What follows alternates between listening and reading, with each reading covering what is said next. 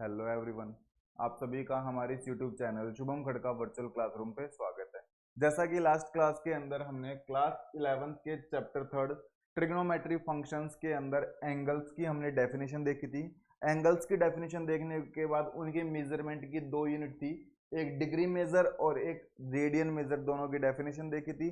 और एक दूसरे के अंदर उनका कन्वर्जेशन भी हमने क्या किया था, देखा था कि भाई एक दूसरे को कैसे कन्वर्ट किया जाता है। इसके साथ ही हम इसके आगे के एग्जाम्पल्स के अंदर आ चुके थे और टोटल आपके 5 एग्जाम्पल दिए हुए थे, जिनमें से 3 एग्जाम्पल हम लास्ट क्लास के अंदर क्या कर चुके हैं, कवर कर चुके हैं। बचे हुए 2 एग्जाम्पल हम आज की क्लास के अंदर करने की कोशिश करेंगे। इसके बाद आपकी एक्सरसाइज 3.1 है, उसको भी हम कंप्लीट करने की क्या करेंगे, कोशिश करेंगे। ये हमारा 46 नंबर लेक्चर है, यानी कि हम 45 क्लास या 45 लेक्चर इससे पहले क्लास 11th के ऊपर क्या कर चुके हैं, कंप्लीट कर चुके हैं, जिनके अंदर चैप्टर फर्स्ट और चैप्टर सेकंड और कुछ वीडियोस चैप्टर थर्ड की हैं। यदि किसी स्टूडेंट ने उन वीडियोस को नहीं देखा है तो वो वीडियोस देखते हुए आज की क्लास के अंदर आए। आज की क्लास आपको बड़ी आसानी के साथ समझ में आएगी। इसके साथ ही यदि किसी स्टूडेंट ने हमारे चैनल को सब्सक्राइब नहीं किया तो भाई चैनल को क्या करें, सब्सक्राइब करें और क्लास के लिंक को मैक्सिमम शेयर करने की कोशिश करें। ठीक है भाई, बिल्कुल स्कूल की तरह करवा रहे हैं, हर एक एग्जाम्पल करवा रहे हैं, हर एक एक्सरसाइज का क्वेश्चन करवा रहे हैं। स्कूल के अंदर हो सकता है फिर भी किसी क्वेश्चन को स्किप कर दिया जाता होगा, लेकिन हम लोग स्किप नहीं करते हैं, पूरे करवाने की कोशिश करते हैं। चलो,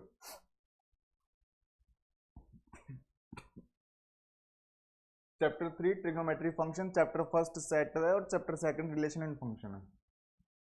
इंट्रोडक्शन पूरा बता दिया था। इंट्रोडक्शन बताने के बाद आपको ये ट्रिग्नोमेट्री रेशियो बता दिए थे, ये ट्रिग्नोमेट्री आइडेंटिटीज बता दी थी, ये टेबल बता दी थी आपको। उसके बाद एंगल की डेफिनेशन बता दी थी। एंगल की डेफिनेशन बताने के बाद पॉजिटिव एंगल क्या होते हैं, नेगेटिव एंगल क्या होते हैं, ये आपको बता दिया था। डिग्री मेजर क्या होता है, इसकी डेफिनेशन बता दी थी, ये डिग्री मेजर के सारे एंगल्स हैं। रेडियन मेजर क्या होता है, ये समझा दिया था, ये इसके सारे एंगल्स हैं। Relation between degree and radian major, इसके अंदर मैंने कहा था सिर्फ आपको एक टर्म याद रखनी है, उसी से हम सारे फॉर्मूले करेंगे। 2 pi radian is equal to 360 degree. सिर्फ आपको एक चीज ये याद रखनी है, 2 pi radian is equal to 360 degree. ये आया कैसे, मैंने आपको ये भी समझाया था इवन, कि 2 pi radian is equal to 360 degree कैसे आता है, मैंने आपको ये भी समझाने की कोशिश की थी। आपकी बुक में ये दो फॉर्मूले दिए हुए हैं कि रेडियन मेजर को डिग्री मेजर में कैसे कन्वर्ट किया जाता है और डिग्री मेजर को रेडियन मेजर के अंदर कैसे कन्वर्ट किया जाता है। अगर आपको ये फॉर्मूले याद रह जाते हैं तो बहुत अच्छी बात है कि आप कंफ्यूज ना रहो कि पाई बाई 180 करना है या 180 अपॉन पाई करना है, तब तो बहुत अच्छी बात है कि आप ये डायरेक्ट फॉर्मूले याद कर लो। अदरवाइज मेरे अकॉर्डिंग आप करना चाहो, चलो मान लो आप इसके अंदर तो फॉर्मूले याद कर लोगे, लेकिन हमेशा और किसी यूनिट का कन्वर्जेशन आएगा तब क्या करोगे, तब भी हर बार फॉर्मूले याद करोगे, ऐसा नहीं करते हैं। सिर्फ आपको एक कॉमन रिलेशन याद करना होता है, और वो कॉमन रिलेशन कितना है, 2 pi radian, 2 pi radian is equal to 360 degree. 2 pi radian is equal to 360 degree. बस आपको ये रिलेशन याद है तो इस रिलेशन से हम रेडियन को डिग्री में कन्वर्ट कर लेंगे और डिग्री को किस में कन्वर्ट कर लेंगे, रेडियन में। हमें ये फॉर्मूले याद करने की जरूरत नहीं है। अदरवाइज कोई स्टूडेंट चाहते हैं सर हम तो फॉर्मूले याद रख के करेंगे, तो आपकी मर्जी है ना। हाँ, लेकिन फॉर्मूले याद रखने की आदत बना लोगे तो वो अच्छी आदत नहीं है, क्योंकि आपको फिर मैथ्स में हर बार फॉर्मूले याद रखने पड़ेंगे, जबकि मैथ्स में ऐसा होता नहीं है। मैथ्स एक प्रैक्टिकल सब्जेक्ट है, तो आपको ये रिलेशन याद होना चाहिए। इस रिलेशन से आप कर सकते हो कन्वर्ट, है ना। मैं तो खैर इसी से करवा रहा हूं, आप फॉर्मूले याद रखते हो तो अच्छी बात है। ठीक है भाई। उसके बाद एग्जाम्पल फर्स्ट हम कर चुके थे, एग्जाम्पल सेकंड हम कर चुके थे, एग्जाम्पल थर्ड भी मैंने करवा दिया था। एग्जाम्पल थर्ड करवाते समय हम लोग लास्ट टाइम पे एक मेरे से थोड़ी मिस्टेक हो गई। मिस्टेक तो क्या, मैं भूल गया ना। उसमें क्या है कि अपॉन में पाई आ रहा था, तो पाई की वैल्यू तो हमने रख दी 22/7, तो 7 ऊपर चला गया था। यहाँ पे मल्टीप्लाई में 3 और था, मल्टीप्लाई में 3 और था, और वो मैं 3 लिखना भूल गया। तो आपका जो रिजल्ट आया है ना, जो भी हमारा रिजल्ट आया था, मुझे ध्यान नहीं है कितना रिजल्ट आ रहा है, उसको 3 से मल्टीप्लाई कर लेना। उसको कितने से मल्टीप्लाई कर लेना, 3 से। ठीक है, आप देख लोगे, आप देखोगे ना न्यूमेरिकली जब हमने किया है, तो वहां पे हम 3, शुरू में तो 3 लिखा था, बाद में मैं लिखना भूल गया 3 को। अब 3 को लिखना भूल गया तो फिर 3 से मल्टीप्लाई होगा ना, तो 3 से उसके रिजल्ट को क्या कर लेना, मल्टीप्लाई कर लेना, आपका आंसर आ जाएगा। आगे की तरफ चलते हैं। आज की जो हमारी क्लास स्टार्ट होती है वो यहां से स्टार्ट होती है, एग्जाम्पल नंबर 4 से। अब देखो एग्जाम्पल नंबर 4 बोलता क्या,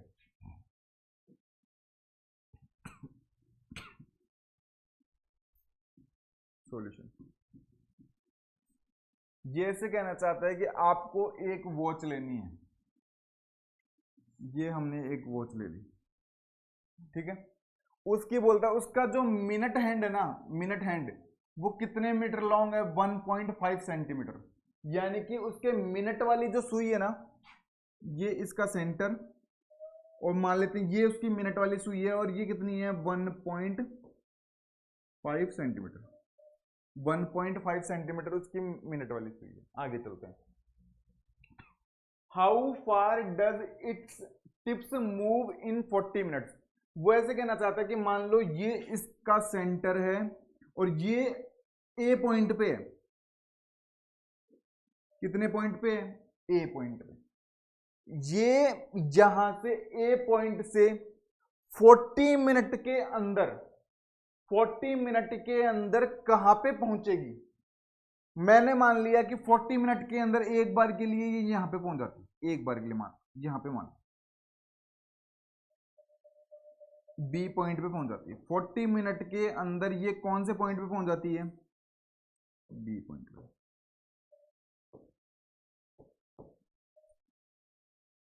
how far does its tip move in 40 minutes. 40 minute के अंदर ये यहां से लेके कहां पे पहुंच जाती है? यहां पे। अब बुक वाला पूछना चाहता है कि देखो क्या, बुक वाला ये जो डिस्टेंस है ना, ये आर्क जो बन रहा है, ये आर्क, इस आर्क की हमसे लेंथ पूछना चाहता है। हाउ फार, कितना दूर। तो बुक वाला ये जो आर्क बन रहा है ना ए से बी वाला, इस आर्क की हमसे डिस्टेंस या लेंथ पूछना चाहता है कुल मिला के। इतनी बात सबको क्लियर है क्या? अब मेरे को कुछ ना कुछ देखी हुई चीज याद आ रही है। मैंने कहा मुझे तो याद नहीं आ रही। मैंने कहा कोई दिक्कत नहीं है, याद नहीं आ रही तो अब याद करवा देते। आप याद करो, जब हम रेडियन मीजर पढ़ रहे थे तो मैंने आपको बताया था कि ये डिस्टेंस मेरी एल है, ये डिस्टेंस मेरी एल है, रेडियस मेरी आर है, और अगर ये मेरा एंगल थीटा रेडियन है, एंगल अगर मेरा थीटा रेडियन है, तो मैं एक फॉर्मूला जनरेट कर सकता हूं। क्या? L upon R is equal to theta. L upon R is equal to theta, मैं एक फॉर्मूला जनरेट कर सकता हूं। क्या रेडियन मीजर के अंदर ये फॉर्मूला मैंने बताया था? ये आया कैसे था? इवन मैंने तो ये भी समझाया था आपको कि ये फॉर्मूला आता कैसे है। L upon R is equal to theta आता कैसे है, मैंने आपको वो भी बताया था। अब इधर ध्यान से देखो, बुक वाला पूछना चाहता है कि आपके पास आर है क्या? मैंने कहा आर तो ये रहा। आपके पास एल है क्या? मैंने कहा बुक वाला एल ही तो पूछना चाह रहा है मुझसे, एल ही तो पूछना चाहता है। आपके पास थीटा एंगल है क्या? मैंने कहा थीटा एंगल कौन सा होता है? दो जो साइड्स रहती है उनके बीच का। तो एक साइड तो ओ ए और एक साइड ओ बी है, तो एंगल कौन सा बनेगा? ये। क्या आपके पास एंगल है क्या? मैंने कहा एंगल भी नहीं है। ना तो एल और ना मेरे पास एंगल। मैंने कहा अगर मेरे को एंगल मिल जाए कैसे भी जुगाड़ लगा के, तो मेरे पास आर भी है और मेरे पास एंगल भी है, तो एल की वैल्यू निकाल सकते हैं क्या? मैंने कहा बिल्कुल, क्योंकि 3 वेरिएबल्स हैं जिनमें 2 की वैल्यू पता है, आर की पता है और थीटा की, तो एल निकाला जा सकता है क्या? निकाला जा सकता है। तो कुल मिला के मुझे ये एंगल निकालना है। अगर मैं ये एंगल निकाल पाता हूं तब तो इस फॉर्मूले में वैल्यू पुट करेंगे। इस फॉर्मूले में वैल्यू पुट करते ही क्या निकल के आ जाएगा? एल। तो सबसे पहली बात तो ये बाद में करेंगे, पहले तो ये बताओ कि ये जो क्वेश्चन पूछना चाहता था वो अच्छे से समझ में आ गया क्या? अगर आपको ये डायग्राम समझ में आ गया तो आप इजीली कर पाओगे, और मेरे अकॉर्डिंग एग्जाम में पूछने के लिए बहुत ही इंपॉर्टेंट एग्जाम्पल है ये। मैथ्स का कभी भी आप क्वेश्चन करें सीधे उसको रटे ना, पहले समझें कि वो कहना क्या चाहता है। जब आपको लगे कि हमें समझ में आ गया फिर उसका आगे प्रोसीड करें। बुक वाला कहना चाहता है कि मिनट हैंड बनानी है, मिनट हैंड बना दी। सेंटीमीटर कितनी है? 1.5, 1.5। क्या ये रेडियस का काम कर रही है? बिल्कुल रेडियस का काम कर रही है। सेंटर ओ, बोलते कितनी दूर चली जाएगी ए से बी के अंदर 40 मिनट्स के अंदर। तो मैंने कहा कोई दिक्कत नहीं, एल पता करना है और एंगल पता करना है। अब चलो आगे।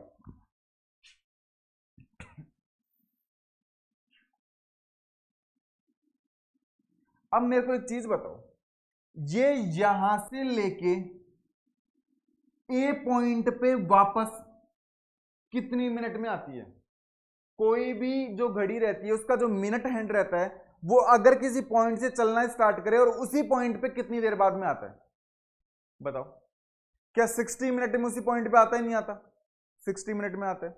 और 60 मिनट में अगर वो इसी पॉइंट के ऊपर आ जाता है तो मतलब वो कितना डिग्री घूमा, पूरा राउंड लगाया ना उसने ए पॉइंट पे आने के लिए, तो कितना डिग्री घूम के आया, 360 डिग्री। तो अगर 60 मिनट के अंदर 1 मिनट हैंड वाली कितने डिग्री का एंगल बनाती है, 360 डिग्री का। 60 मिनट पूरा अगर ये घड़ी यहां से लेके चक्कर काट के आती यहां पे इसी पॉइंट पे, तो कितने डिग्री का एंगल बनाती, 360 डिग्री का। 60 मिनट में बनाती नहीं बनाती, मिनट की सुई। 1 मिनट में कितने डिग्री का बनाती, 360 अपॉन 60 डिग्री का। लेकिन हमें ना तो 1 मिनट का निकालना, ना हमें 60 मिनट का निकालना, हमें तो कितनी मिनट का निकालना है, 40 मिनट में। तो 40 मिनट में कितने डिग्री का एंगल बनाएगी, तो इधर भी 40 से मल्टीप्लाई करेंगे, उधर भी, इधर 40 से मल्टीप्लाई करेंगे तो 40 आ जाएगा, और उधर 40 से मल्टीप्लाई करेंगे तो 360 इंटू 40 अपॉन 60 डिग्री। तो 20 से कट करो 3, और ये 3 से कट करो, 3 1 जा 3, 3 2 जा 6 और 0, और ये एंगल बनेगा कितने डिग्री का, 3 12 36, ठीक है, 240 डिग्री का। ये एंगल कितने डिग्री का बन जाएगा, 240 डिग्री का। देख लो एक बार, 40 मिनट के अंदर ये कितने डिग्री का एंगल बनाएगी, 240 डिग्री का। 60 मिनट में बनाती 360 डिग्री का, और 40 मिनट में कितने का बनाएगी, तो मतलब ये एंगल बन रहा है कितने डिग्री का, 240 डिग्री का, 240 डिग्री का। एक बार इधर ध्यान से देखो, क्या इस फॉर्मूले में L है, तो L तो हमें फाइंड करना है। क्या R है, R की वैल्यू 1.5 है। थीटा की वैल्यू क्या मैं 240 डिग्री रख दूं, क्या थीटा की वैल्यू मैं यहां पे 240 डिग्री रख दूं, ऐसी गलती बिल्कुल भी नहीं करनी है, क्योंकि आपको एक बात मैं बहुत बार बता चुका और अभी भी बता देता हूं, here theta in radian, theta किस में होता है, रेडियन के अंदर होता है। यहां पे थीटा, थीटा क्योंकि ये रेडियन मीजर है, तो यहां पे थीटा किसके अंदर है, रेडियन के अंदर, और ये एंगल हमने किस में निकाला है, डिग्री में। तो पहले तो इस एंगल को हमें रेडियन में कन्वर्ट करना होगा, और रेडियन में कन्वर्ट करने के बाद इस फॉर्मूले में रखेंगे। अब मेरा काम है इस एंगल को किस में कन्वर्ट करना, रेडियन में। और एंगल को रेडियन में कैसे कन्वर्ट किया जाता है मैं समझा चुका, फिर से देख लो। 2 pi radian is equal to 360 degree. फॉर्मूले से डायरेक्ट करना था तो फॉर्मूले से कर लो, अगर आपको फॉर्मूला याद है तो। मैं तो ऐसे सब, मेरे लिए ये मेरे को सही लगता है 360 डिग्री, और मेरे अकॉर्डिंग आपको भी कुछ दिनों के बाद यही सही लगेगा। देखना, अभी आपको हो सकता है कि फॉर्मूले याद करने आसान लग रहे हो, लेकिन आपको जब जब सब्जेक्ट का नॉलेज होने लगेगा तो आपको लगेगा कि एक रिलेशन याद करो, फॉर्मूले याद करने की जरूरत ही नहीं है। 360 degree is equal to 2 pi radian, 1 degree is equal to 2 pi upon 360 radian. क्या मुझे 1 डिग्री की वैल्यू चाहिए, क्या मैंने कहा मुझे 1 डिग्री की वैल्यू नहीं चाहिए, मुझे 240 डिग्री की चाहिए। तो इधर भी 240 से मल्टीप्लाई करेंगे और उधर भी 240 से मल्टीप्लाई करेंगे, 2 पाई अपॉन 360 इंटू 240 रेडियन। इसको थोड़ा सॉल्व कर लेते हैं, कितना आता है। 0 से 0 गया, 12 की टेबल से काट लो, 12 2 24, 12 3 जा, तो ये आएगा 4 पाई अपॉन 3 रेडियन। तो ये एंगल को कन्वर्ट कर दिया किसमें, तो ये आ रहा है कितना है, 4 pi upon 3 radian, 4 pi upon 3 radian. तो पहले तो एंगल निकाला, पहले एंगल कैसे निकाला, उसकी पूरी प्रोसेस ये रही, कैसे हमने एंगल निकाला मैंने आपको पूरा समझाया। फिर बोलते हैं एंगल निकाल लिया तो फिर एंगल को डिग्री में, रेडियन में कन्वर्ट करने की जरूरत कहां थी, मैंने कहा रेडियन में कन्वर्ट करने की जरूरत थी, क्योंकि ये फॉर्मूला वैल्यू जो पुट करवाता है वो रेडियन में करवाता है, इसीलिए एंगल को किस में कन्वर्ट कर लिया, रेडियन में। एंगल को रेडियन में कन्वर्ट कर लिया, मैंने कहा अब तो आसान काम हो गया। बोलते अब आसान काम कैसे हो गया, मैंने कहा अब तो इस फॉर्मूले के अंदर वैल्यू पुट करनी है, मैंने कहा पुट करो। तो L की जगह तो L ही तो निकालना है भाई, L की जगह तो L ही रहने देंगे। R की वैल्यू कितनी है, 1 R की वैल्यू 1.5, और थीटा की वैल्यू हमारे पास कितनी आई, 4 पाई अपॉन 3। क्रॉस मल्टीप्लाई कर दो, तो L की जगह तो L रहेगा, L की जगह तो L, तो 4 पाई इंटू 1.5 अपॉन 3। तो यहाँ पे पॉइंट हटाओगे तो नीचे 10 आएगा और 3 5 जा 15, तो ये कितना आ जाएगा 5 2 जा 10 और 2 2 जा एल की वैल्यू आएगी 2 पाई। एल की वैल्यू कितनी आएगी 2 पाई। एल की वैल्यू कितनी आ जाएगी 2 पाई। और इसको अगर आप आगे और सॉल्व करना चाहते हो तो एल कितना आ रहा है 2 पाई आ रहा है ना, तो 2 की जगह 2, पाई की वैल्यू कितनी 22/7, 22/7, तो ये कितना हो जाएगा 44/7, 44/7 और सेंटीमीटर लगा देना। आगे आगे क्या लगा दोगे, तो आंसर कितना आएगा 44/7 सेंटीमीटर। आंसर कितना आ जाएगा 44/7 सेंटीमीटर। ये देखो, और आगे पॉइंट्स में डिवाइड करना चाहो तो डिवाइड कर देना, 6 पॉइंट कुछ आएगा ना भाई। चले एक बार फिर से देख लो, फिर से पूरा क्या कहना चाहता है। फिर से ये कहना चाहता है कि सबसे पहली बात तो आपको ये डायग्राम बनाना आना चाहिए, इसको पढ़ते हुए बना लिया। फिर बोलता है एल हम लोगों को फाइंड करना है, थीटा पता नहीं है। थीटा निकालने का तरीका ये रहा, बोलते थीटा निकाल लिया मतलब एंगल निकाल लिया, लेकिन एंगल आया डिग्री में, जबकि एंगल चाहिए किसमें रेडियन में, तो एंगल को डिग्री से रेडियन में कन्वर्ट कर लिया। उसके बाद तो इस फॉर्मूले में वैल्यू पुट करनी थी, वैल्यू पुट करके ये आंसर आ गया। और ये फॉर्मूला कैसे आया ये हम प्रीवियस में सीख चुके हैं। और इस प्रकार से आपका एग्जाम्पल 4 यहाँ पे कंप्लीट होता है। मेरे अकॉर्डिंग ये एक इंपॉर्टेंट एग्जाम्पल है। कोई स्क्रीनशॉट लेना चाहता है स्क्रीनशॉट ले लो, कोई नोट करना चाहता है भाई कोई नोट कर लो। चले आगे एग्जाम्पल नंबर 5 की तरफ चलते हैं। देखो भाई यहां तक किसी को दिक्कत, भाई पानी वानी पी लो एक बार ना, अगर यहां तक किसी को दिक्कत है तो बताओ। आपको अगर पानी वानी पीना है तो पी लो भाई, है ना। यहां तक किसी को दिक्कत नहीं है ना, चलो।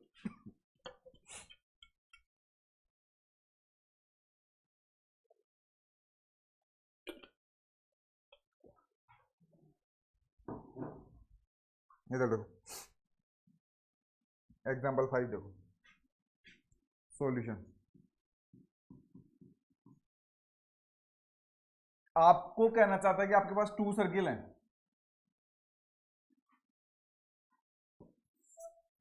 एक सर्किल ये रहा,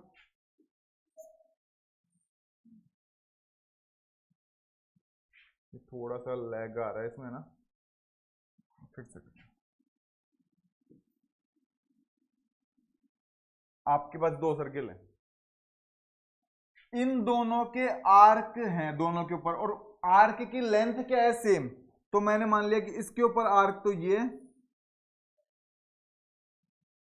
इसके ऊपर तो आर्क है ये,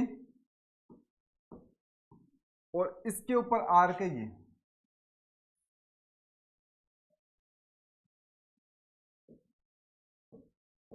दो अलग अलग सर्किल हैं, दोनों के ऊपर आर्क हैं, और दोनों के आर्क की लेंथ भी कैसी है सेम। तो इसकी लेंथ अगर मैं L मानूं तो इसकी लेंथ भी कितनी, इसकी लेंथ भी कितनी L।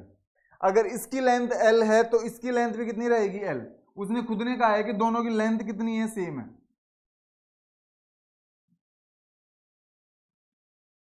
अगर इसकी लेंथ, ये क्या हो रहा है रुको एक बार,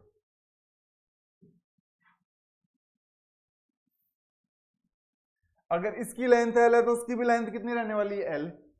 2 सर्किल हैं, दोनों के ऊपर आर्क हैं, आर्क की लेंथ कितनी है सेम, उसने खुद ने कहा है। आगे चलो, बोले एक के अंदर जो एंगल बनता है वो 65 डिग्री का बनता है, एक के अंदर जो एंगल बन रहा है वो 65 डिग्री का बन रहा है।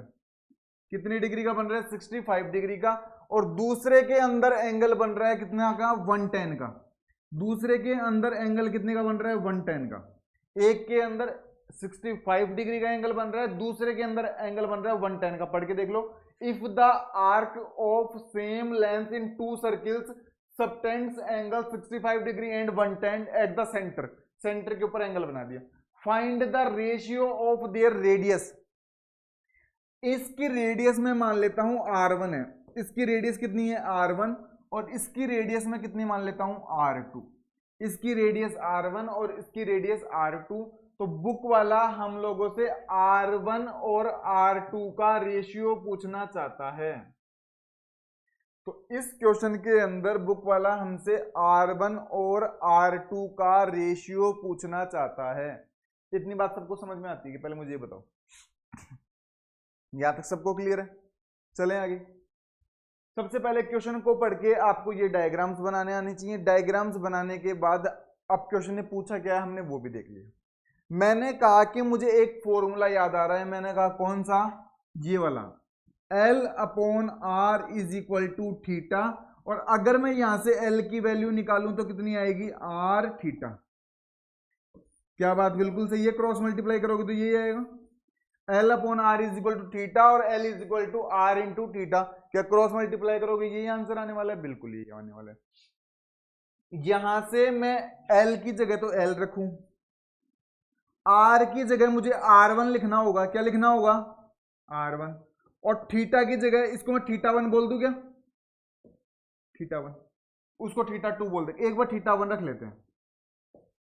क्या रख लेते हैं? थीटा 1।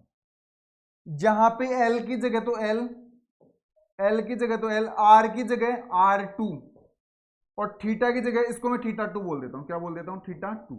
तो ये कितना? L को मैंने सेम क्यों रखा? क्योंकि बुक वाले ने खुद ने कहा है कि दोनों की लेंथ क्या है? सेम। आर्क की लेंथ कितनी है? सेम। इस फॉर्मूले के अंदर जो थीटा रखा जाता है वो क्या एंगल में, डिग्री में रखा जाता है, रेडियन में रखा जाता है? क्या जो थीटा की वैल्यू यहां पे पुट की जाती है वो डिग्री में पुट की जाती है, रेडियन में पुट की जाती है? मैं बहुत बार बता चुका, अभी इससे पिछले एग्जांपल में बताया किस में पुट की जाती है? रेडियन में। जबकि थीटा की वैल्यू या एंगल जो हमें दिए गए वो डिग्री में दिए गए, रेडियन में। ये तो भाई डिग्री में दिए गए। तो कुल मिला के पहला काम तो हमें यही करना है, इन दोनों एंगल को हमें रेडियन में कन्वर्ट करना पड़ेगा। तो इन दोनों एंगल को रेडियन में कन्वर्ट करना मैं बता देता हूं। इधर देखो, पहले 65 डिग्री को कन्वर्ट कर लेते हैं। मैं जानता हूं कि 360 डिग्री, 360 डिग्री किसके इक्वल होता है? 2 पाई रेडियन के, 2 पाई रेडियन के। तो 1 डिग्री किसके इक्वल आएगा? 2 पाई अपॉन 360 रेडियन के। लेकिन हमें 1 डिग्री को नहीं कन्वर्ट करना, 65 डिग्री को कन्वर्ट करना है। तो 65 डिग्री किसके इक्वल आने वाला है? 2 पाई अपॉन 360 इंटू 65 रेडियन। इसको थोड़ा सॉल्व कर लेते हैं, 5 की टेबल से कट कर लेते हैं। 5 1 जा 5, 5 3 जा 15, 5 7 जा 35, 5 2 जा 10। अब ये आ जाएगा, 2 की टेबल से कट कर लो, 36। ऊपर तो आ जाएगा कितना? 13 पाई अपॉन 36 रेडियन। 13 पाई, अब देख लो सही तो किया ना कट पीट तो हमने, ये मैथमेटिकल एरर तो नहीं होगी ना, कैलकुलेशन की एरर। 5 2 5 2 10, ठीक है सही है। तो ये तो कितना आ रहा है यहाँ पे? थीटा 1 की वैल्यू कितनी आ गई? अगर हम रेडियन में कन्वर्ट करते हैं तो कितनी आ रही है? 13 पाई अपॉन 36, ठीक है। ये तो कन्वर्ट हो गया, इसको और कन्वर्ट कर लेते हैं। इसको कन्वर्ट कैसे करोगे? वही 360 डिग्री किसके इक्वल? 2 पाई रेडियन के। 360 डिग्री किसके इक्वल? 2 पाई रेडियन के। 1 डिग्री किसके इक्वल हो जाएगा? 2 पाई अपॉन 360 डिग्री के, 360 रेडियन के। लेकिन हमें 110 रेडियन की चाहिए, 110 की चाहिए, 110 डिग्री की चाहिए। तो 110 degree is equal to 2 pi upon 360 into 110 और रेडियन की जगह रेडियन। तो 2 से 0 से 0 कैंसिल और यहाँ पे आ जाएगा 18, बचेगा 11 pi upon 18, 11 pi upon 18 radian. तो ये वैल्यू कितनी आ रही है? 11 pi upon 18 radian, 11 pi upon 18 radian. तो पहले तो हमने दिए गए दोनों एंगल को किस में कन्वर्ट कर लिया? जो डिग्री में दिए हुए थे दोनों को किस में कन्वर्ट कर लिया? रेडियन में। और वो भी सिर्फ एक फॉर्मूले की मदद से। किससे? सिर्फ एक रिलेशन की मदद से कन्वर्ट कर लिया। सिर्फ एक रिलेशन की मदद से हमने दोनों एंगल को जो डिग्री में दिए हुए थे किस में कन्वर्ट कर लिया? रेडियन में। अब इधर ध्यान से देखो, इसके अंदर वैल्यू पुट करते हैं। उसको थोड़ा छोटा कर लेते, एक मिनट,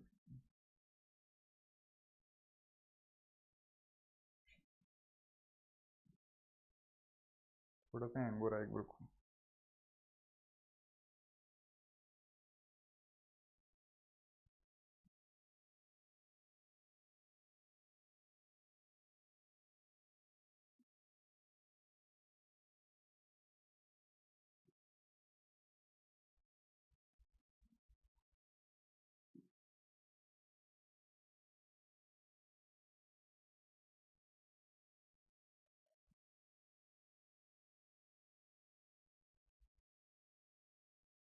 चलो कोई बात नहीं हो पा रहा है ना, यहीं से करते हैं, नहीं हो पा रहा है, चलो यहीं पे कर लेते हैं, जितनी जगह उसी में कर लेंगे ना।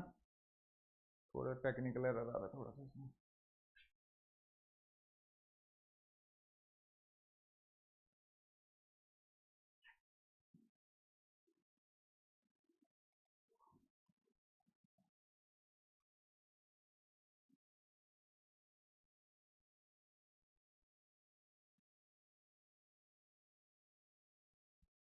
चलो भाई देख लो, इधर देख लो ना, जितना होता है।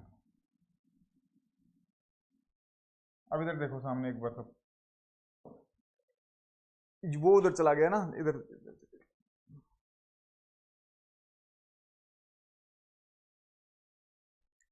इधर देखो। तो पहले इस एंगल को भी हमने किस में कन्वर्ट कर लिया, रेडियन में, इस एंगल को भी किस में कन्वर्ट कर लिया, रेडियन में। अब इधर देखो, ये L upon R one is equal to theta one, और उधर है हमारे पास कितना, L upon R two is equal to theta to.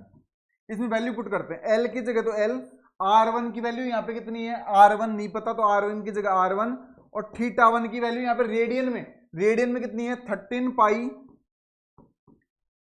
Pi upon 36, 13 pi upon 36। यहां से अगर एल की वैल्यू आप निकालने की कोशिश करोगे तो एल की वैल्यू निकालने की यहां से अगर आप कोशिश करते हो तो कितनी आएगी एल की वैल्यू, देखो यहां से एल की वैल्यू आएगी कितनी, 13 pi multiply R one upon 36, यही आएगी। और इसको इक्वेशन नंबर 1 दे दो एक बार के लिए।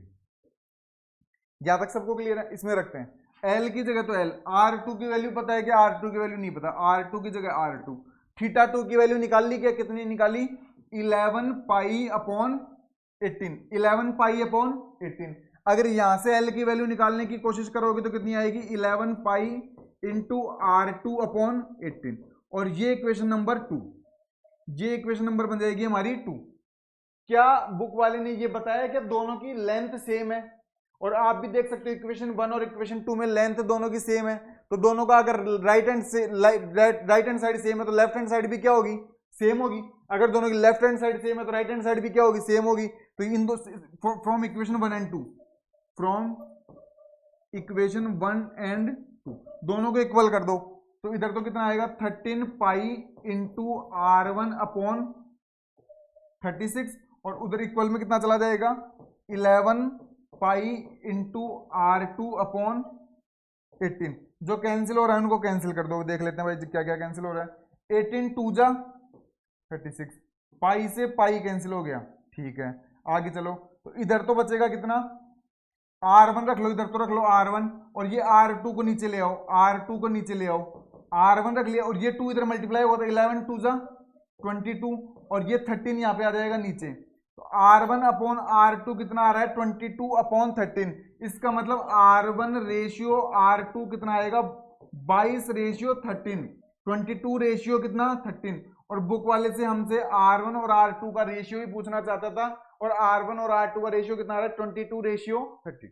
एक बार थोड़ा टेक्निकल एरर की वजह से बीच में थोड़ी दिक्कत हो गई, मैं फिर से समझा देता हूँ। देखो, सबसे पहले बुक वाले ने कहा कि आपको 2 सर्कल बनाने हैं, हमने 2 सर्कल बनाए। बुक वाले ने कहा इनके ऊपर आर्क बनाने हैं, लेकिन आर्क की लेंथ सेम करनी है, आर्क बनाए, दोनों की लेंथ को एल कर दिया। बुक वाला कहना चाहता था एक पे 65 डिग्री का एंगल बन रहा है सेंटर पे, एक पे 110 का, 65 डिग्री का बनाया, 110 का बनाया। बुक वाला चाहता था R1 और R2 का क्या निकालो, रेशियो। मैंने कहा मुझे ये फॉर्मूला आता है, कौन सा, L upon R is equal to theta वाला फॉर्मूला मुझे आता है, लेकिन यहाँ पे थीटा होना चाहिए किसमें, रेडियन में। तो मैंने पहले दोनों डिग्री को या फिर दोनों एंगल को डिग्री से किसमें कन्वर्ट किया, रेडियन में। और डिग्री को रेडियन में कन्वर्ट करने के लिए मैं आपको बार बार बता चुका, सिर्फ एक रिलेशन याद रखो, 2 pi radian is equal to 360 degree. इसी से हमने सारे डिग्री को रेडियन में और रेडियन को किसमें कन्वर्ट किया, डिग्री में। दोनों एंगल को रेडियन में कन्वर्ट कर लिया। उसके बाद पहले वाले सर्किल के लिए तो ये फॉर्मूला बनाया, और दूसरे वाले के लिए ये बनाया। दोनों की लेंथ तो सेम रख ली, रेडियस अलग अलग कर दी, एंगल अलग अलग कर दिया, और वैल्यू पुट करते गए। यहां से इक्वेशन 1 आ गई, और ये इक्वेशन क्या आ गई, 2। इक्वेशन 1 और इक्वेशन 2 दोनों एल की वैल्यूज हैं, तो लेंथ दोनों सेम है, तो दोनों को इक्वल कर दिया। इक्वल करने के बाद R1 और R2 का रेशियो कितना आ गया, 22 रेशियो 13। और मेरे अकॉर्डिंग एग्जाम्पल 4 और एग्जाम्पल 5 दोनों ही इंपॉर्टेंट है, आपके फाइनल एग्जाम में ये दोनों से डायरेक्ट क्वेश्चन बन सकता है। क्वेश्चन फर्स्ट जो एग्जाम्पल फर्स्ट सेकंड थर्ड किए थे वो फिर भी कम इंपॉर्टेंट थे, लेकिन एग्जाम्पल 4 और एग्जाम्पल 5 से सीधे एग्जाम के अंदर आपके क्वेश्चन बन सकता है। ठीक है भाई, आगे चले, आगे की तरफ चलते हैं। अब आपके एक्सरसाइज 3.1 दी हुई है, उसमें टोटल 7 क्वेश्चंस हैं, वो हम कल स्टार्ट करेंगे। आज हम दोनों इंपॉर्टेंट क्वेश्चन कर चुके हैं, थोड़ा टेक्निकल एरर भी आ रहा है, इसलिए हम कल स्टार्ट करेंगे। ठीक है ना भाई, ये टोटल 7 क्वेश्चन दिए हुए हैं, हम कल करेंगे इनको ना। तो अभी तक अगर आप लोगों ने हमारे चैनल को सब्सक्राइब नहीं किया तो भाई चैनल को सब्सक्राइब करें। अगर आप लोगों को लगता है कि हमारा कंटेंट आप लोगों के लिए यूजफुल है, हम बिल्कुल कॉन्सेप्ट के अकॉर्डिंग चलते हैं, आपको हर एक बारीकी चीज समझाने की कोशिश करते हैं। ऐसा नहीं कि आपको चीजों को रटवा दिया जाए, बिल्कुल हर एक कॉन्सेप्ट के साथ हम लोग चीजों को समझाने की कोशिश करते हैं। मैथ्स का आपको डर खत्म हो, मैथ्स आपको रटनी ना पड़े, मैथ्स का जो फोबिया बच्चों में रहता है वो दूर हो, है ना। इसीलिए हम कॉन्सेप्ट के ऊपर ज्यादा ध्यान देते हैं, बल्कि उनको सुधर सुधर लिखने से, है ना। फिर भी अगर आप लोगों को लगता है कि सर इनको और भी आपका कोई सजेशन है तो आप हमें कमेंट बॉक्स में बताया करें भैया ना, तभी हमें पता लगेगा सर ये पैटर्न हमें सही नहीं आ रहा या फिर ये एग्जांपल हमें समझ नहीं आ रहा, तो आप कमेंट बॉक्स में हमसे जुड़ा करें। और इसी प्रकार आप लास्ट तक हमारी वीडियोस के साथ बने रहा करें भाई, वीडियोस को लाइक कमेंट और शेयर जरूर किया करें। आप सभी छोटे भाई बहनों का धन्यवाद, थैंक यू।